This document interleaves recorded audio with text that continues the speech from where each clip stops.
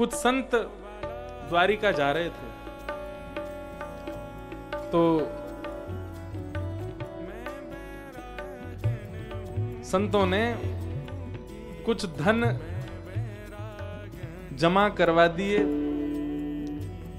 और नरसिंह मेहता से कहता कि आप हमारी हुंडी लिख दीजिए।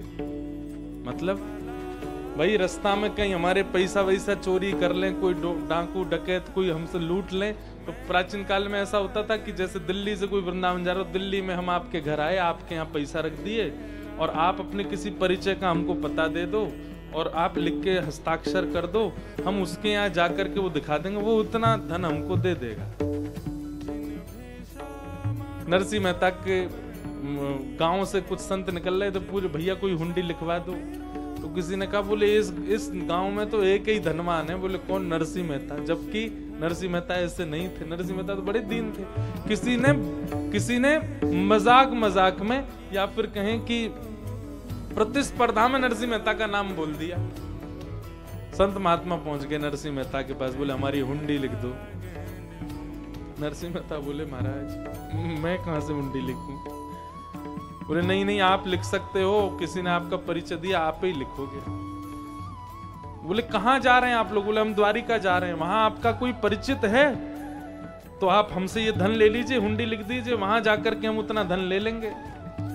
द्वारिका का नाम सुना, अगर किसी और नगर का नाम लेते तो नरसिंह मेहता मना कर देते, पर द्वारिका का नाम सुनते बोले हाँ संसार में मेरा कोई परिचित नहीं है, एक ही परिचित है और वो द्वारिका में ही रहता है, एक ही परिचित है। कौन? सांवरिया सेठ। मैं मना कैसे कर दूं कि मेरा कोई परिचित नहीं है वहां? संतों ने पूछा आपका कोई परिचित है द्वारिका में? मना कैसे करेंगे? नहीं है। बोले हाँ है। तो लिख दीजिए हमारी हुंडी। बोले लेकिन मैं कैसे बताऊं कि मैं अगर लिख दूंगा तो वहां कैसे मिलेगी आपको? अब ये यहां कहीं ना कहीं भगवान के प्रति जड़ भाव आ जाता ना। भगवान तो चैतन्य है ना नरसिंह मेहता के, चलते भी हैं, फिरते भी हैं, बोलते भी हैं, बैठते भी हैं। अब नरसिंह मेहता ये कैसे कह दे कि भाई मैं हुंडी लिख तो दूंगा पर ठाकुर जी तो मंदिर में रहते हैं, वो कैसे बाहर आएंगे? नरसिंह मेहता की भक्ति से तो ठाकुर जी आते हैं बाहर।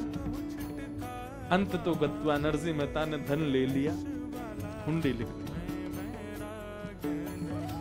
गुजरात में लोग गाते हैं हो मारी हुंडी स्वीकारो महाराज रे सामड़ा गिरधारी। लिख दिया नरसिंह मेहता ने। तो संत महात्मा नाचते गाते हुए खेलते हुए पहुंच गए द्वारिका। अब नरसिंह मेहता चिंता कर रहे हैं कि वहां कौन मिलेगा।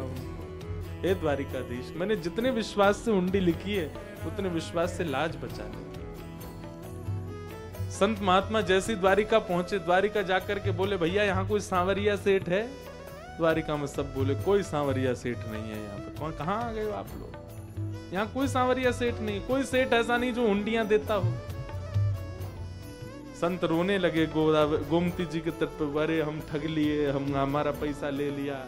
इतने में ही महाराज जूती पहन करके, सिर पर सेठों जैसी टोपी लगा करके, बढ़िया सुंदर गले में हार पहन करके, सोने का पैंत लेकर के और ठाकुर जी अदब से चलते हुए आए। अरे कोई जूनागढ़ से आए हैं क्या? हमारे सेठ नरसिंह मेहता ने उनको भेजा होगा। संत महात्मा बोले अरे हम आप ही सांवरिया सेठ? बोले हाँ हम ही। अरे भैया आप सबके मैं चरणों में प्रणाम करूं, आप सबको वंदन। और इतने सुंदर, इतने अद्भुत वेशधारी। बोले आप हमको प्रणाम क्यों कर रहे? बोले क्योंकि मेरे सेठ जिनको मैं बहुत मानता हूं ऐसे नरसिंह मेहता के आप सब लोग दर्शन करके आए, इसलिए मैं आपको प्रणाम कर रहा हूं। बोले भैया ये हुंडी लिखिए। बोले ये सब छोड़िए, आप तो लीजिए महाराज। भर भर भंडार दे दिया संतों को, खूब बढ़िया सुंदर पंगत कराओ, भंडारे करो, खूब जो करना। बोले इतना धन नहीं दिया। बोले कोई बात नहीं, आप हमारे सेठ के यहाँ से आए हैं, ये हम अपनी तरफ से दे रहे हैं। खूब सारा धन दान दे दिया संतों को। महात्माओं ने महाराज झरा भंडारा किया द्वारिका में। बोले भैया एक बार जाते जाते नरसिंह मेहता को प्रणाम तो करेंगे। क्या बढ़िया उनके सेवक हैं ये सांवरिया सेठ। लौट करके सब संत गए और नरसिंह मेहता के पास जाकर के लिपट गए नरसिंह मेहता जी से। नरसिंह मेहता बोले भगवान आपको मिला कोई? कुछ हुआ? बोले कुछ मिला? अरे इतना मिला कि पूरी द्वारिका नगरी को जरा भंडारा कर दिया, तब भी कम पड़ गया हमारा। तुम्हारे भैया वो सेवक बहुत बढ़िया। बोले मेरे सेवक कौन? बोले सांवरिया सेठ जिनका तुमने बताया था। नरसिंह मेहता समझ गए, बोले ठाकुर जी आए। बोले वो हमारे चरणों में गिर गए कि तुम हमारे सेठ नरसिंह मेहता के यहाँ से आए हो। नरसिंह मेहता को सुन के बहुत पीड़ा हुई। नरसिंह मेहता बोले रूप बता दीजिए कैसा था। बोले ऐसी टोपी पहन रखी थी, बढ़िया हाथ में सोने का बैंड था, आहा ऐसे जड़ाउदार जूतियां थी, ऐसे वस्त्र थे, आदि आदि। सुन सुन के नरसिंह मेहता रोते जा रहे। सब संत बोले क्या हुआ? बोले अब मैं कैसे बताऊं आपको कौन आया था? साक्षात द्वारिकाधीश आए थे हुंडी भरने के लिए। आप जब गोवर्धन में विराजते थे तो श्रीनाथ जी के 8 सखा थे। इसी कलिकाल में 500 वर्ष पहले ठाकुर जी बाकी लोगों को तो मंदिर में स्थिर दिखाई देते थे, पर इन 8 सखाओं को ठाकुर जी चलते फिरते कूदते आनंद करते सब लीलाएं करते हुए दिखाई देते थे।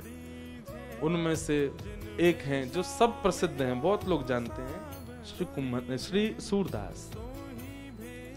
तो सूरदास, कुम्भनदास, परमानंद दास, नंददास, गोविंद स्वामी, छीत स्वामी, चतुर्भुज दास, और कौन रह गए? एक और रह गए कोई, नंददास। नहीं, नंददास भी हो गए। अब यही हैं अष्ट सखा। तो एक बार की बात है कि सूरदास जी से नंददास जी को थोड़ी सी प्रतिस्पर्धा हो गई। सूरदास जी के प्रति उनका भाव आया कि भाई नंददास जी के प्रति सूरदास जी के मन में, और ये प्रतिस्पर्धा नहीं हुई थी, केवल ठाकुर जी की लीला को प्रकट करने के लिए एक छोटी सी लीला हुई कि सूरदास जी बोले, हे नंददास तुम जितने भी पद गाते हो ना, ये सब हमारी छाप के ही हैं। मतलब हम पहले लिख चुके हैं ऐसे पद, उन्हीं को सुन के तुम 2-4 शब्द इधर उधर करके अपने बना देते हो। तो नंददास जी बोले, प्रभु आप हमसे बहुत सीनियर हैं, हमसे बड़े हैं, आप ऐसा तो भाव मत कहिए, हमको जो लीला दिखती है हम वैसे पद गाते हैं। तो सूरदास जी ने उनको चैलेंज किया कि तुम कोई ऐसा पद लिख करके दिखाओ जिस पद पर हम कुछ ना टीका टिप्पणी कर सकें, तो हम मानेंगे कि तुम हमसे भी श्रेष्ठ कवि हो। तो नंददास जी बोले, देखिए हमें आपसे श्रेष्ठ कवि बनने की कोई इच्छा नहीं है, हम आपसे श्रेष्ठ बनना नहीं चाहते हैं, पर हां ठाकुर जी की भक्ति की बात है तो हम इस कंपटीशन में भाग तो लेंगे। हमें जीतना नहीं है आपसे, लेकिन हाँ लिखूंगा कुछ, क्योंकि आपके मन में जो ये भाव है कि हम कहीं आपकी नकल करते हैं, आपकी छाप लेके गा देते हैं, उस पर थोड़ा सा भाव तो लिखूंगा। अब ये कह तो आए, जैसे लौट करके अपने घर आए तो बड़े परेशान हो गए। ठाकुर जी से कहने लगे, ठाकुर जी मैं कह तो आया हूं, लेकिन सूरदास जी से अच्छा तो कोई लिख ही नहीं सकता। और भाई सूरदास जी ने 1.25 लाख पद लिखे। कितने पद? 1.25 लाख। कोई कहीं से भी कुछ भी गावे, वो कहीं ना कहीं सूरदास जी से मिल ही जाएगा, इतने पद लिख रखे उन्होंने। मतलब ठाकुर जी के रस पक्ष का, वीर पक्ष का, कृपा पक्ष का, सब पक्षों को लिखा है, कोई पक्ष छोड़ा ही नहीं किसी के लिए। अब कोई कुछ भी लिखे उसमें छाप कहीं ना कहीं सूरदास जी के पद की कहीं ना कहीं से तो आ ही जाती है। नंददास जी बोले, ठाकुर जी मैं कह तो आया हूं उनसे, लेकिन मैं कुछ भी लिखूंगा वो कहीं ना कहीं सूरदास जी के किसी पद से तो मेल खा ही जाएगा, अब मैं क्या करूं।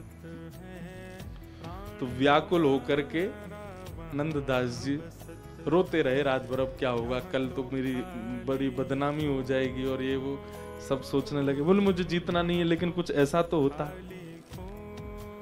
तो रात्रि में जब रोते रोते आप सो गए तो ठाकुर जी आए आपके कक्ष में, और आपकी कलम और किताब जहां रखी रहती ठाकुर जी ने उठाई, दिया जलायो, बढ़िया प्रकाश कियो, ठाकुर जी लेकर के ठाकुर जी स्वयं लिख रहे एक पद। वो इतना सुंदर पद है, वो पद मुझे मिल नहीं रहा है, मिलेगा मैं कल आपको सुनाऊंगा जरूर। ठाकुर जी ने अपने हाथ से पद लिखा, और वो ऐसी लीला लिख करके गए जो सूरदास जी के भी चित्त में कभी नहीं आई थी। ठाकुर जी की गौचारण लीला है, और गौचारण लीला में एक ऐसा भाव था जो सूरदास जी ने भी नहीं सोचा। अब ठाकुर जी रात भर बैठे लिख करके, और उस पद को नंददास जी की छाप, अंत में नंददास जी का नाम लिख दिया, और लिख करके ठाकुर जी प्रेम से उसको पधरा के चले गए। सुबह नंददास जी उठे, बोले अब मैं क्या भाग जाता हूँ ब्रज छोड़ के, क्योंकि रहूंगा तो वो आ जाएंगे मुझसे पूछने, हाँ भाई क्या लिखा तुमने। सब सामान समेटने लगे, वो किताब जिसमें पद लिखते थे वो उठाई, तो कलम बीच में रखी थी, जैसे ही खोल करके देखा तो एक नवीन रचना।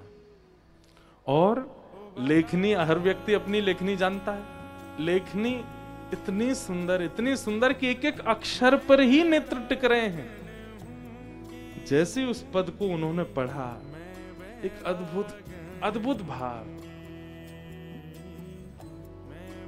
ठाकुर जी गैया चराने जाते हैं, और जब ठाकुर जी गैया चराने, भाव सुन लीजिए, पद मुझे याद नहीं, भाव सुन। ठाकुर जी गैया चराने जाते हैं, तो जब गैया चराने जाते हैं तो ठाकुर जी, गैया तो वन में विचरण कर रही है, कोई घास खा रही है, कोई जल पी रही है, कोई कहीं चल रही है। ठाकुर जी इतनी देर क्या करते हैं? तो ठाकुर जी कभी तो बंसी बजाने लगते हैं, कभी कुछ यशोदा मैया ने दिया तो पा लेते हैं, और फिर थोड़ी देर बाद ठाकुर जी पेड़ के नीचे लेटे रहते हैं, कभी लता पत्रों को उछालते रहते हैं। कोई फोन तो था नहीं ठाकुर जी कोई गेम खेल रहे, क्या करें? तो ठाकुर जी कौतुक करते हैं। कैसा कौतुक? थोड़ी घास निकाल करके अपने कानों के ऊपर डाल लेते हैं, अपने सुंदर सिर पर जो पाग है उसमें अलग अलग पत्ते पिरो लेते हैं, अपने हाथों में बेल होती है ना, जो बेल जो ऐसे चढ़ जाती है वृक्षों पर, उन बेलों को तोड़ करके अपने हाथों पर बांध लेते हैं, उन्हीं को अपने कमर पर बांध लेते हैं।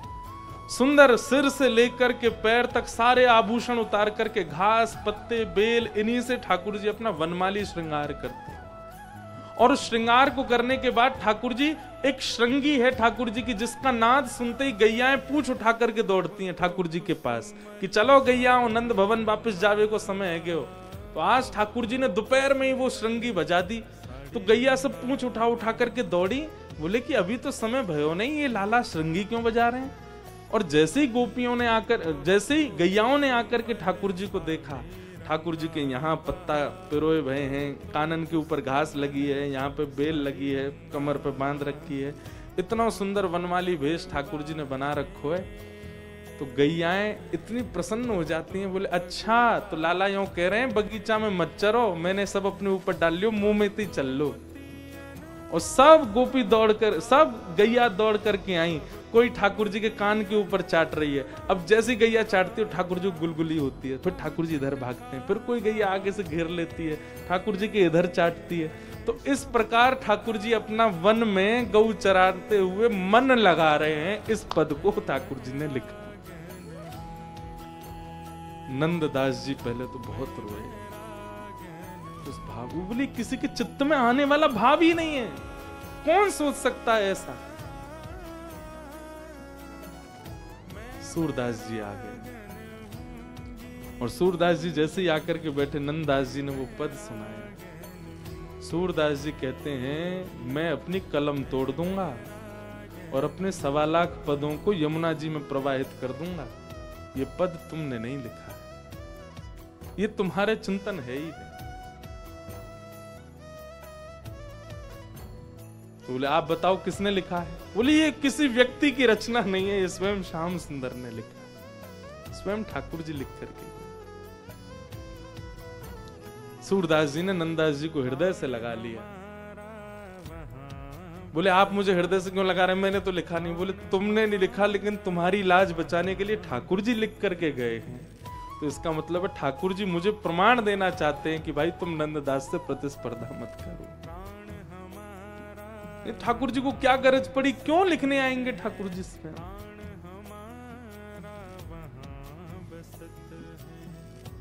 अद्भुत। तो मात्सर्य दोष, इससे बचने का प्रयास कीजिए। ठाकुर जी को ये प्रिय नहीं।